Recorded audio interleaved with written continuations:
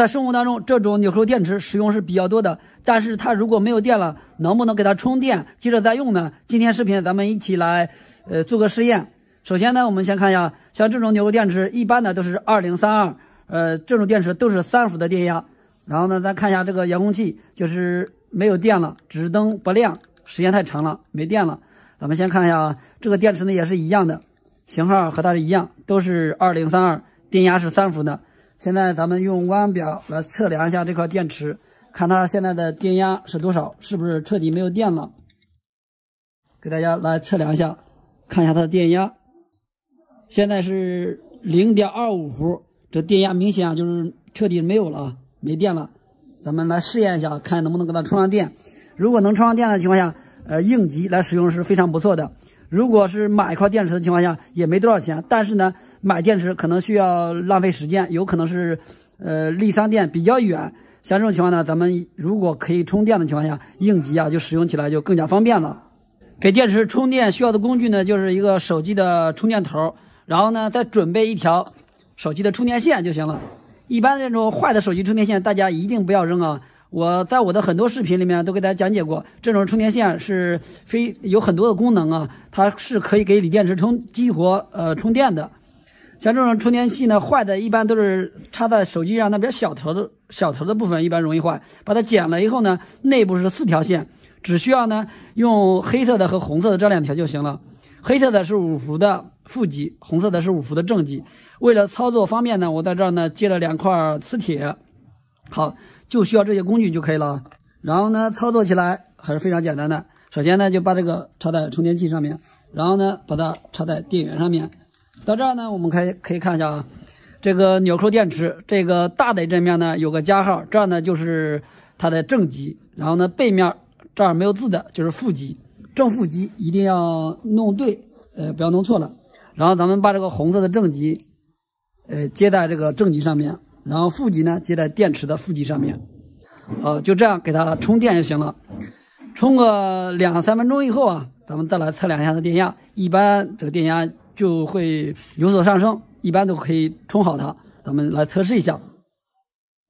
好，现在呢已经充了有2分钟时间了，咱们再测量一下，看它的电压是多少。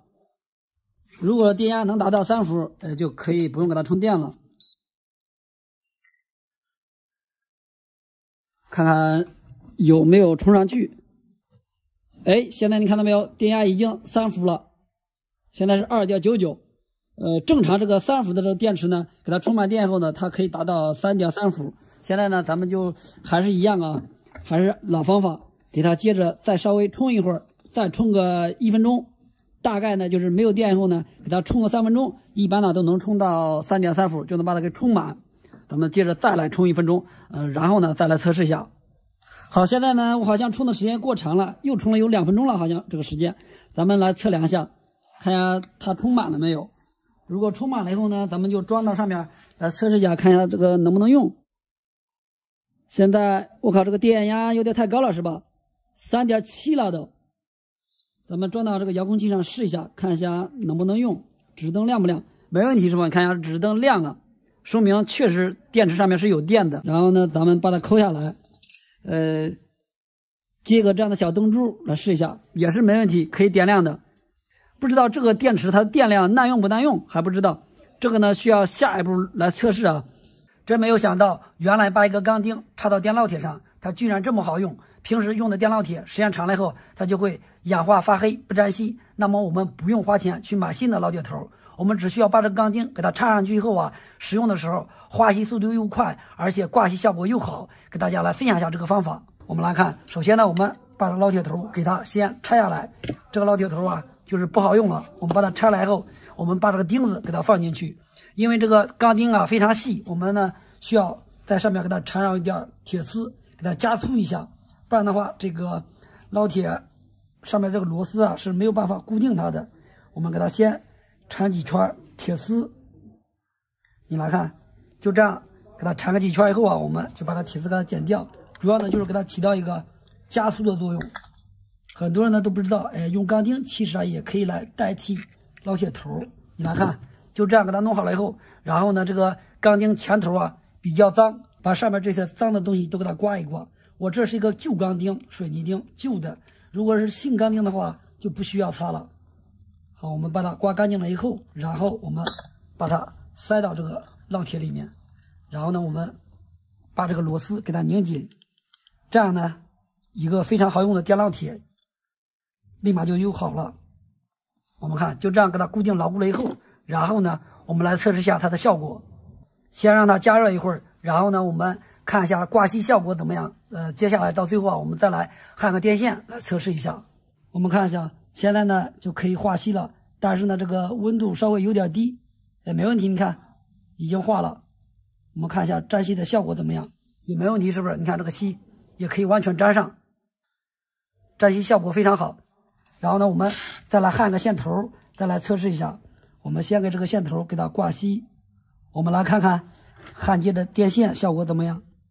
我们看一下这个焊的效果，你来看也是非常不错的啊，非常的牢固。这个方法呢非常的好用啊，把它分享给你，感谢大家观看。用一个手机充电器就可以给金属上面刻字，刻上这个字啊非常的牢固，无论怎么抠怎么刮它也不会掉。给大家呢分享一下这个方法，非常的简单又好用。首先呢，我们需要准备一个手机的充电头，然后再找一条报废的手机充电线，把小头的那部分给它剪掉，剪掉之后只留下这个大头这部分，然后这个里边是有4条线的，只留下黑色和红色这2条就可以了。然后呢，把它插到手机的充电头上面。如果没有这种报废的手机充电线，其实啊，如果家里有这种，你看一下12伏的电源也是可以的。用它呢，刻字的效果更快，也可以用它。用的时候呢，就是可以啊，在这个头上面给它先绑一条线。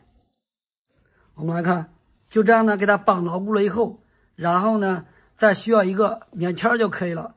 找个棉签，把另外这一头绑到棉签头上面这一块。来看，绑完以后，这样就可以了。接下来呢，需要准备点食用盐，然后呢，在里边放点水。我们主要是给它配一个盐水出来，把这个盐呢给它搅和一下，让它完全融化。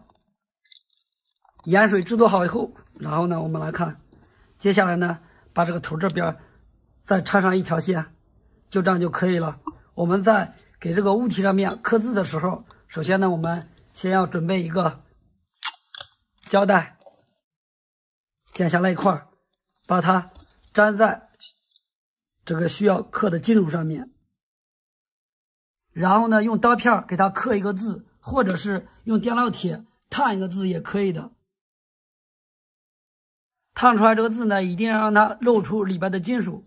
然后呢，我们看，把这个红色的夹子夹在金属上面，然后这个棉签呢，我们蘸点这个盐水，蘸完以后呢，我们来看，这样啊就可以来腐蚀字了。我们看，往上一放，你看啊，就这样轻轻的给它来几遍，等会儿呢就可以把这个字啊给它蚀刻好。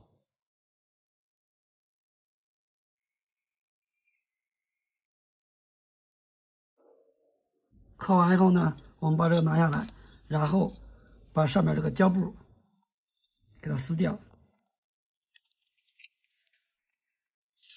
擦一下，我们看一下，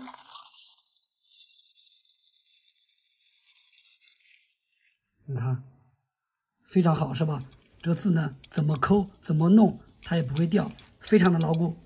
今天给大家分享一个非常有意思的视频，这个配件大家都见到过没有？这是一个电饭锅上面使用的瓷缸，在它的内部呢有一块非常神秘的磁铁。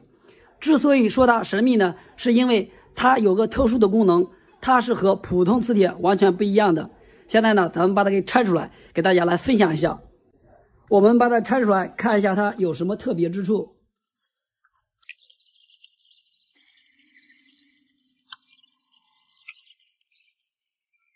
拆出来以后呢，我们看一下，就是这块磁铁。我们先，这还有点脏，我们处理一下。看着外观呢和普通磁铁没有什么特别之处。然后呢，我们把这块磁铁呢从这个上面接着再把它拿下来看一下，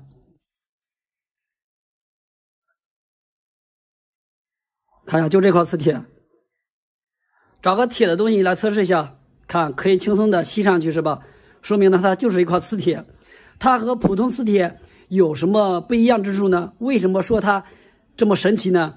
像普通的磁铁，一般啊，如果给它加热到100度以上之后，磁铁呢就会彻底消失磁性，然后这磁性呢它就会永远消失，永远不会再有磁性了。而这一块特殊磁铁呢，如果我们用东西给它加热，如果加热到100度之后，它也会没有磁性。但是呢，如果让它冷却了以后，冷却到常温以后，它还会有磁性。所以说这就是它的不同之处。现在咱们来给它加热，来测试一下，看一下是不是这样的。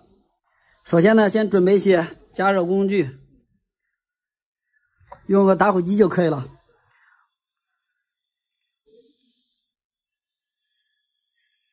看一下等会儿这个磁铁能不能掉下来。如果掉下来呢，就说明磁性消失了。然后再测试一下磁性消失以后，看一下还能不能恢复磁性。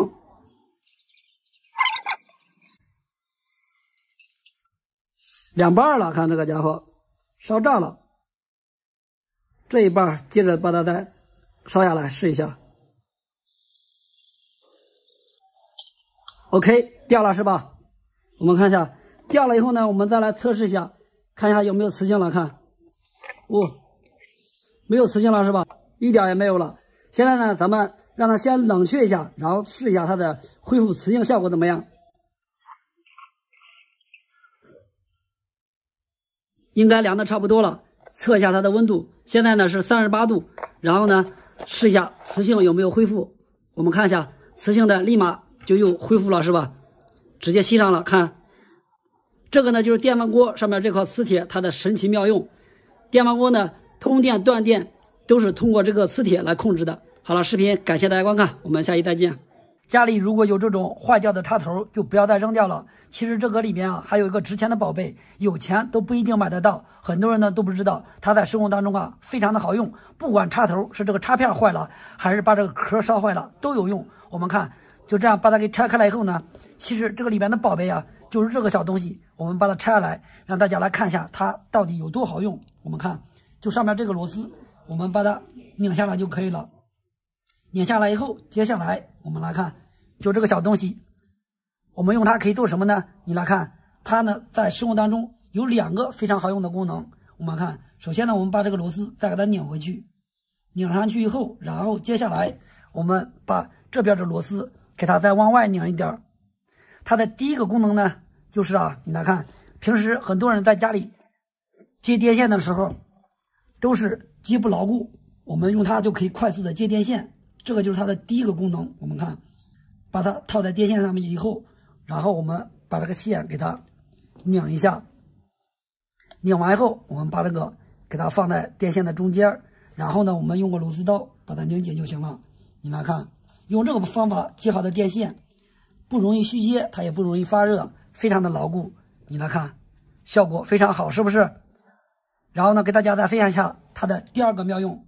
我们把这个螺丝给它拆下来，来看一下它的第2个功能。平时呢，很多人在家里，特别是接这种硬电线的时候，因为它比较硬，很不容易把它给拧在一起，也容易虚接发热。那么我们也可以用这个东西，你来看，把它塞进去以后然后我们把这个硬电线直接这样就可以把它对接起来了。你来看，这样一塞就进来了，是不是？然后呢，我们用螺丝刀再给它拧紧。你看，这样接好以后非常的牢固，无论怎么扯它都不会断。如果这些坏的插头你要是把它扔掉的话，那就太可惜了。赶紧拿出自己的手机充电器，看一下这个圆圈图标里的数字是多少，15还是10还是20。当然这个数字呢越大越好。看一下这个圆圈上有一个循环箭头，这个呢就是环保期限的图标。我这个数字呢是10，就是代表这个充电器的环保使用期限为10年。还有下面这个图标非常重要，一个圆圈里面有3个字母 C， 它是代表这个充电器经过了中国的3C 安全认证，在使用的时候就更有安全保障。如果你的手机充电器上没有这个图标，那就说明是不合格的产品，属于伪劣产品，没有通过中国的3C 安全认证。左边这儿还有一个圈，圈里面呢有2个字母 V 和 I， 它代表这个充电器已经达到了目前最高的6级能效。如果圈里面没有 I， 只有一个字母 V， 那就说明这是一个5级能效，是过时的产品，现在基本上都淘汰了。6级能效的意思是比5级有更高的工作效率和更高的环保节能。在它上面还有一个类似于和房子一样的图标，是代表此充电器仅限室内使用。意思呢，就是说明这个充电器不防水也不防潮，仅适合在室内环境来使用。最左边这儿有一个大口套小口的这样的图标，像一个回字形的。这个图标是代表这个充电器有双重绝缘保护，使用中会更加安全。这5个图标呢，给大家已经都讲完了。然后呢，给大家再讲一下这些数字分别都代表些什么。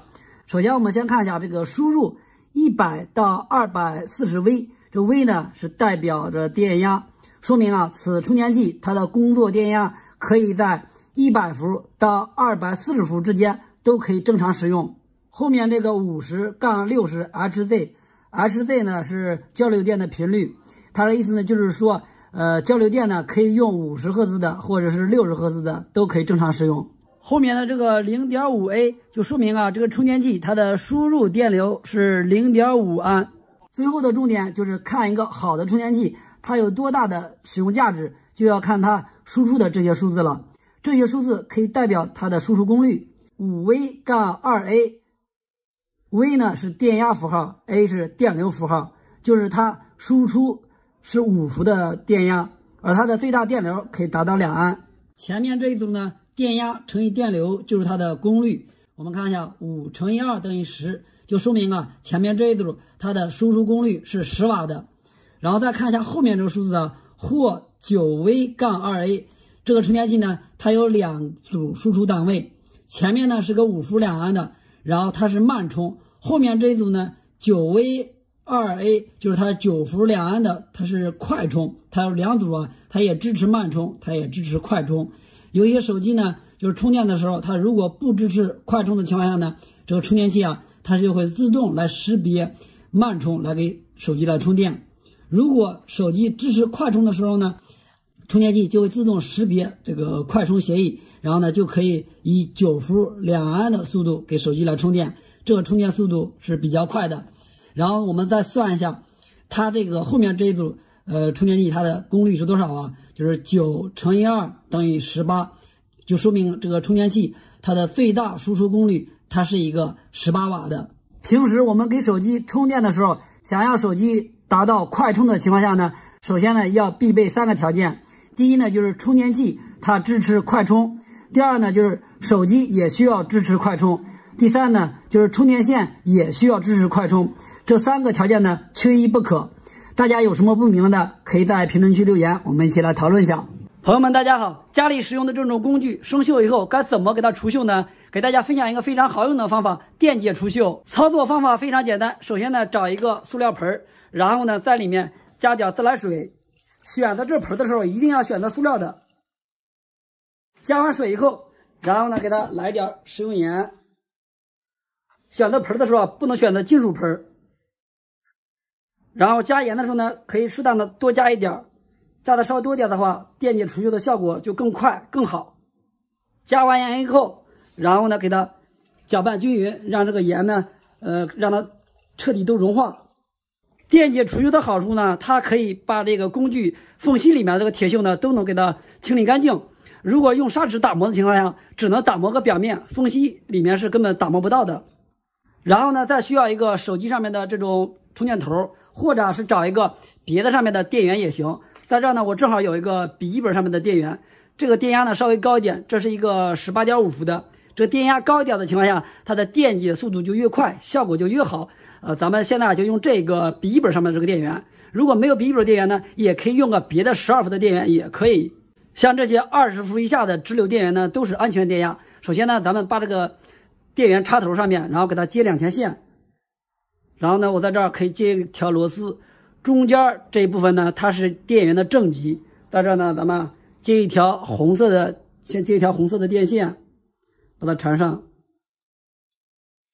然后呢在它这个边缘这边它是电源的负极，咱们也是一样接一条黑色的线作为是负极，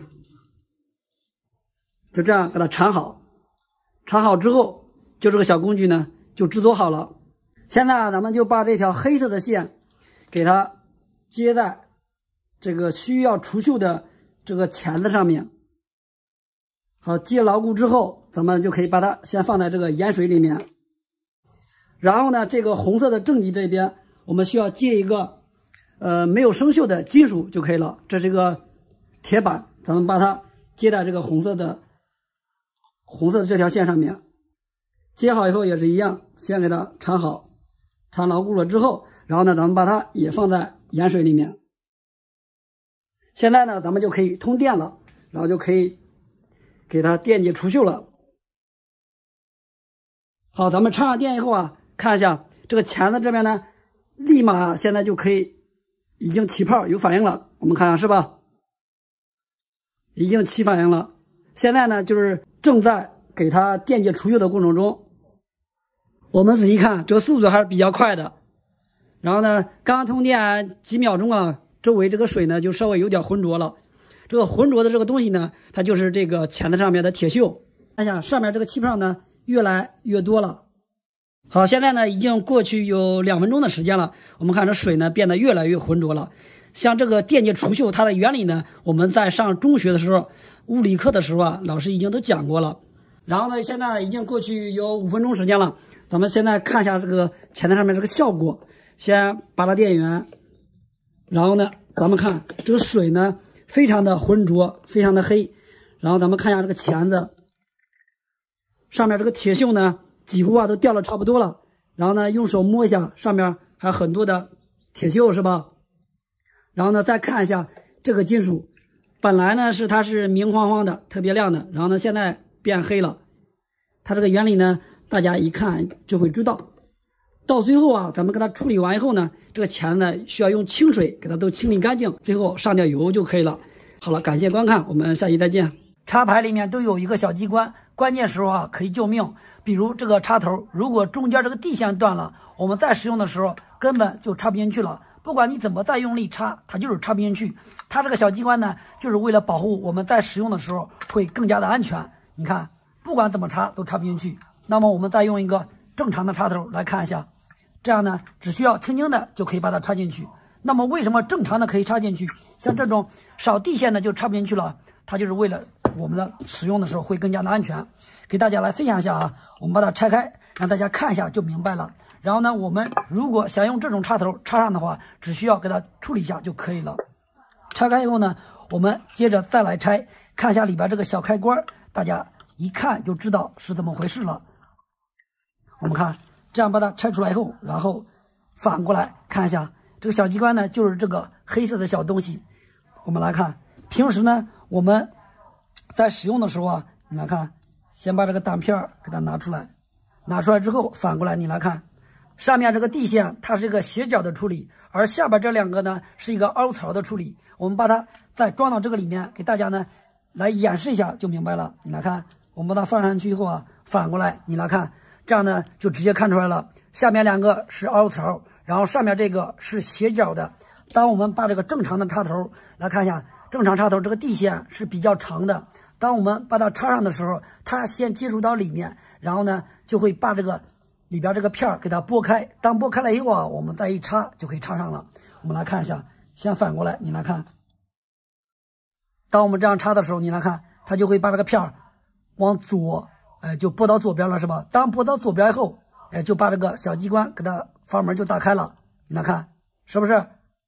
它这个设计呢，就是为了我们使用的时候会更安全。因为这个地线我们插进去以后啊，假如我们使用的时候不小心手触摸到这个片了，我们在外面插的时候啊，因为这个地线插头比较长，它已经接触到家里的地线上面了，这样呢，家里的空开它就会跳闸，保护我们的安全。所以说这个东西是非常重要的，关键时候可以救命。如果我们想要临时使用这种插头的话，也可以把它拆下来，但是呢，建议是不要拆它。今天修一台空调，它这个问题呢，就是吹出来的凉气啊不怎么凉，制冷效果非常差。现在呢，我们就去室外来看一下它这个外机，看一下是什么问题。这个可不是。这个就是惠而浦的外机，听一下这个噪音还是挺大的。然后看这个风扇啊，这个转速看一下，转的比较慢。这是不正常的。转的越慢，它的散热越不好。空调呢，你看刚开了一会儿，我摸这个外机就比较的烫手，散热不好。然后看一下这两个管子，这个低压管有点水珠，高压管是干的，一点凉气儿没有。现在我们就需要把这个给它断下电，然后先检查一下，看这个风扇为什么转的这么慢。拆开以后，像这种风扇就是这个风机转的比较慢，像这种情况大部分都是这个启动电容问题。这个就是启动电容，我们主要就先检查一下它。先从外观上我们看一下就能看出来，这个启动电容已经都烧流了，看到没有？已经爆了，爆电容了。这是一个 2.5 微发的，我们给它换个电容。像这个风扇散热不好，风机散热不好，它就影响空调它的制冷效果。然后你看一下这个还是这个散热器这边还比较脏是吧？也特别的灰尘。等一会儿还需要给它除下尘。这个电容坏的，我靠，坏的正好不是位置啊，坏到这儿来了。这个螺丝的不好拆了。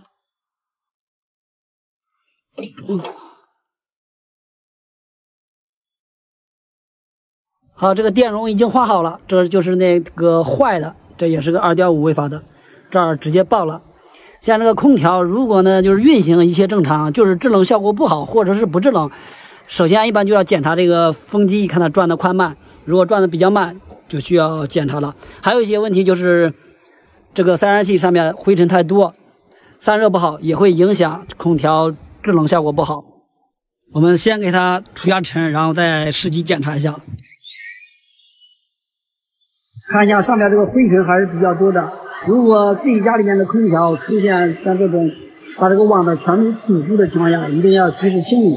不清理的情况下，它是会影响空调它的散热的。散热不好，空调它的制冷效果就会变得很差。现在我们再实际看一下这个风扇转速就比较高了，散热问题可以解决了。然后呢，我们再检查一下，看它的制冷剂缺少不缺少。运行了几分钟，看一下这个高压管已经有露水了，然后这个低压也是有露水的。然后我接了个压力表看一下，这个现在它的压力是5个多，它是不缺氟的，这个氟不少。散热一切正常，不需要加氟，然后把这管给它拆掉。空调制冷效果不好，不一定就是缺氟了，先不要盲目的加氟。最后再把这个小盖子给它拧紧。好，现在室内这个吹出来这个凉气还是比较充足的，像这种故障很常见，大家如果遇到类似的故障，可以按照我的方法来操作一下。网上卖的最火的这种金刚砂磨刀器，大家见到过没有？今天我买了一个，咱们来测试一下。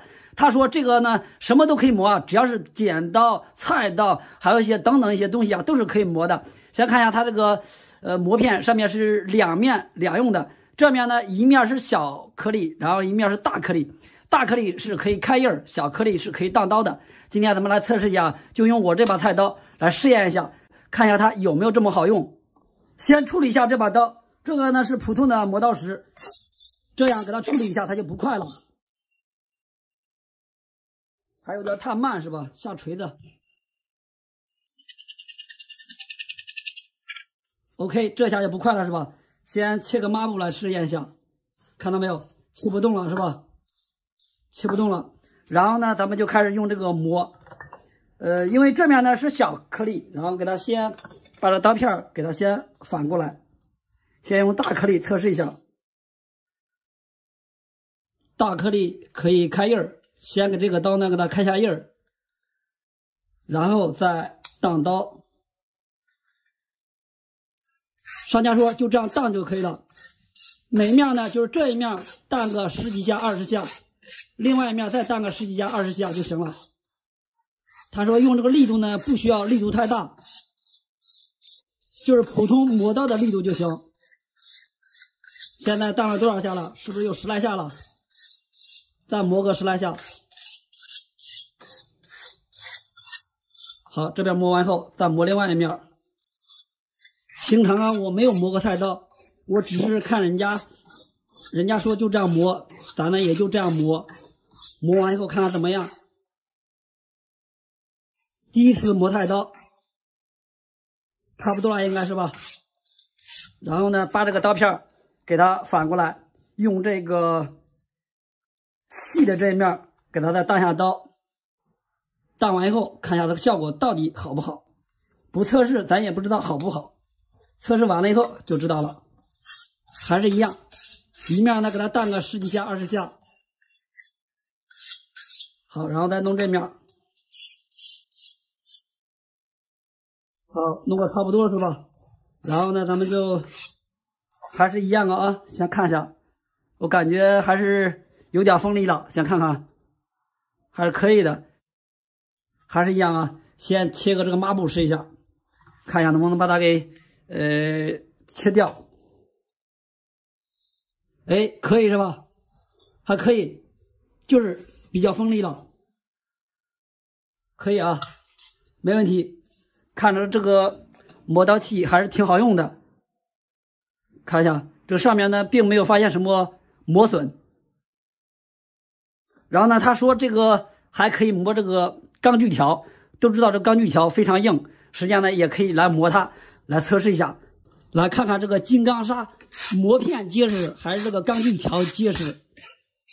钢锯条是锯钢铁用的，本来它这个硬度就够硬了，咱们看一下到底是哪一种更硬。好，磨个差不多了，咱们来看，把上面的锯齿呢已经都磨没了，看到没有？没有锯齿了是吧？感觉这个还是挺好用的。这样的钻头大家见到过吧？前面这个头呢是合金的钻头，非常的坚硬。咱们看一下它结实还是这个磨片结实。先测试一下，像这种钻头呢非常坚硬啊，它是可以拉玻璃的。看一下啊，看到没有？可以拉玻璃，说明啊它这个硬度非常的硬，是不是？然后呢，咱们来测试一下，看一下能不能磨它。其实啊，估计也是应该可以的。咱们来测试啊。看一下这个磨片上面已经都发黑了，是吧？这黑的东西呢，它就是它这个铁末，钻头上的铁末已经都掉了。看一下这个钻头已经磨亮了，看到没有？这样呢，你看已经磨亮了。然后呢，再看一下这个上面的黑的东西，一颗都掉了。这个东西就是上面的铁末，看一下这个磨片是完全没有问题的。这个金刚砂磨刀器，它的价格呢有贵的也有便宜的，看来这个贵的质量确实有保证。